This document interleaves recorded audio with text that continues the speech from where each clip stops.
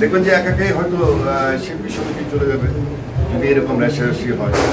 দেখবেন যে এমপিসি থেকে এক সময় এমপি সাহেব বলবে এখানে কোনো সমিতি হতে পারে, কিন্তু কারণ বারবার যদি এরকম হয় প্রশাসনিক হয়তো আসবে বা এক সময় মনে করেন যে আমার যে ক্যারেক্টারটা আমার অন্য, আপনার সাথে যদি আমার ঝগড়া হয় বা আপনার সাথে যদি মন কষাকষি হয়, তো উনার স্বচ্ছতা এবং প্রমাণটা উনি দেখিয়ে কি প্রমাণ করতে চাইছে।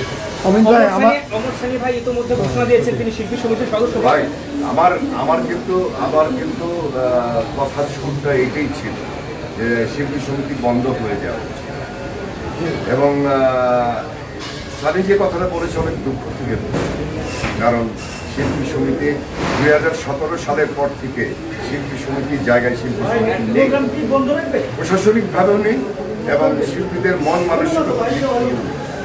এই জন্যই আমি বলেছি যে শিল্পী সমিতি বন্ধ হয়ে যাওয়া উচিত। কোনো কোনো শিল্পী বলছে যে শিল্পী সমিতির সদস্য রাখাটাই। আপনার কোনো আক্ষেপ আছে কিনা? আমার আক্ষেপে বলতে একটাই যে আসলে শিল্পী সমিতি যে জায়গায় থাকা উচিত ছিল, 2017 সাল থেকে একটা ব্যাট প্র্যাকটিস শুরু হয়ে গেছে, তো সেই ব্যাট প্র্যাকটিসের জন্য এখন আমাদের সেটা সাফার করতে হচ্ছে। ঠিক আছে, এটা টাইম লাগে।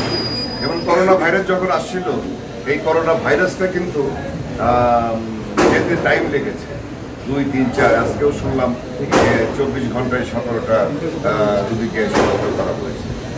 সেমনি আপনার শিল্পী সমিতি 2017 সালের পরের থেকে যে ভাইরাসটা ঢুকেছে, সেই ভাইরাসটা পরিবর্তন হতে বা সেই ভাইরাস থেকে মুক্ত হতে টাইম লাগে, হয়তো আরো 1 বছর বা 2টা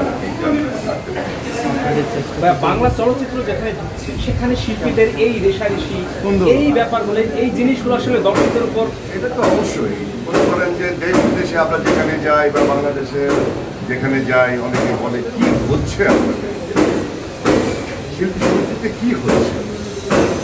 কিছু কিছু শিল্পীর নাম দিয়ে বলে এরা কি করছে, কিছু মহিলা শিল্পী, কিছু পুরুষ শিল্পী, এদের নিয়ে যে আলোচনাটা করে আমাদেরকে বলে তোমরা কি ঠেকাতে পারো না, তোমাদের তাদের সিনিয়র। আমি কিন্তু আমরা কি করে ঠেকাবো?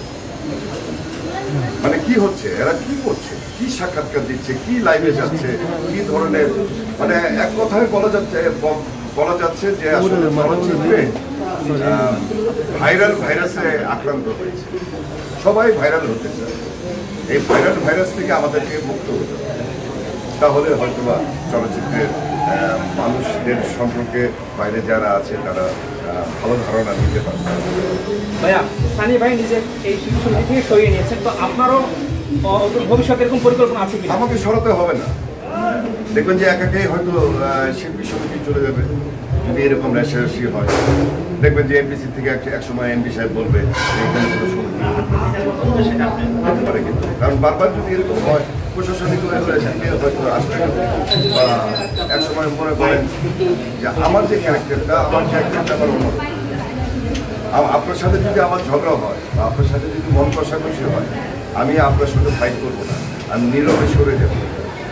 আপনি নিজেও জানতে পারবেন না আমি কখন সরে গেছি আপনার কাছে। ঠিক এরকমই আর কিন্তু দেখি যে না, বারবার শিল্পী সমিতি এই 2017 সাল থেকে যে প্র্যাকটিসটা হয়ে আসছে, একসময় হয়তো আমাদের মতো কিছু আর্টিস্ট।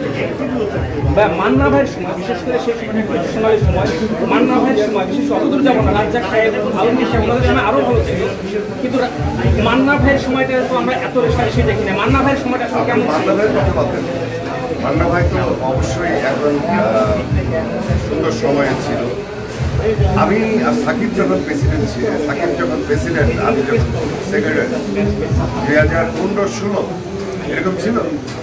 মিশা আমার সঙ্গে পরাজিত হইল, মিশা তো এরপর আমি উইন করলাম। তখন তো নির্বাচন হয়েছে, তখন দেখেছেন যে এত হইচই নির্বাচন নিয়ে শিল্পী সমিতির চেয়ারে কি আছে বা শিল্পী সমিতির ভিতরে কি আছে, এত কিছু রেশারেশি হয়েছে হয়।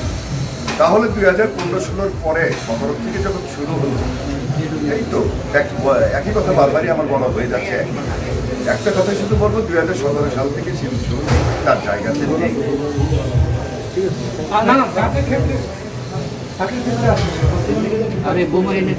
বর্তমানে আমি ইটা শেষ করলাম, অপারেশন জ্যাকপট এটা শেষ করলাম, দুটা ওয়েব ফিল্ম করলাম, কিশোরী, এলআরবি আর পুরানো কিছু ছবির কাজ দিয়েছি। ভিতরে মাসুদ রানা শেষ করলাম, মাল্টিমিডিয়া।